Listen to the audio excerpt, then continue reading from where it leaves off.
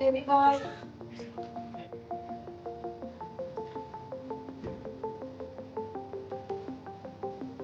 Yep.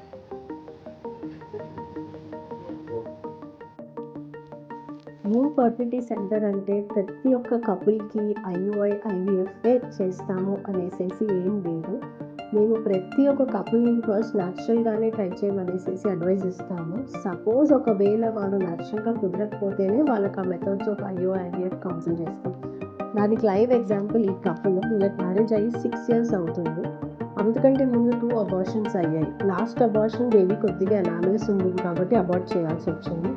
అవి అయ్యి ఒక 2 ఇయర్స్ అవుతుంది. వీళ్ళకి సింపుల్‌గా ల్యూటియల్ ఫేజ్ సపోర్ట్ అంటే ప్రొజెస్ట్రాన్ సపోర్ట్ ఒక్కటి తను ఓవ్యులేషన్ అయిపోయాక ప్రొజెస్ట్రాన్ సపోర్ట్ అదొక్కటే ఇచ్చాము. అదే మంత్లో తను న్యాచురల్‌గా కన్సీవ్ అయింది. దానికే ఈ live example. Today 3 kgs healthy male baby bye ready to go into mother life. Thank you.